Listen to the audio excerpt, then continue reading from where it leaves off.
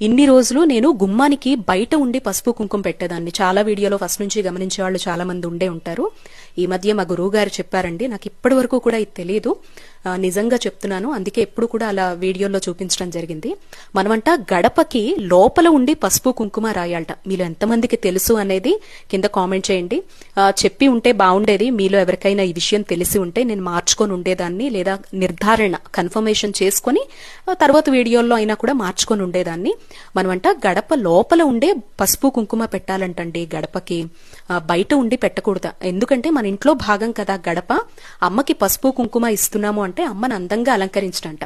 మనం గుమ్మానికి అటు ఇటు ఉండి వస్తువుల్ని తీసుకోకూడదు అని ఎలా అయితే చెప్తారో, అమ్మకు మనం అలంకరించే విధానంలో కూడా అంటండి లోపలుండి చేస్తేనే మన ఇంట్లో మన అమ్మని అలంకరించాము అని చెప్పేసి, లేకపోతే గడపకు అటు ఇటు ఉండి అమ్మని అలంకరించినటువంటి దీనిలోకి వస్తుందిట.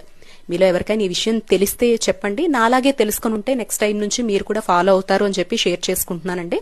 అవకాశం లేనప్పుడు మనం ఏం చేయలేం. నాకు అవకాశం ఉంది కాబట్టి ఈ మార్పును వెంటనే చేసుకున్నాను. లోపల నుంచే పసుపు కుంకుమ బొట్లు పెట్టాలంట.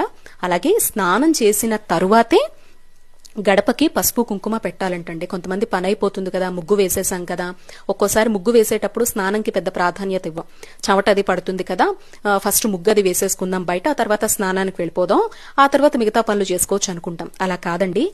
ఇన్ని రోజులు నేను గుమ్మానికి బయట ఉండి పసుపు కుంకుమ పెట్టేదాన్ని. చాలా వీడియోలో ఫస్ట్ నుంచి గమనించే వాళ్ళు చాలా మంది ఉండే ఉంటారు.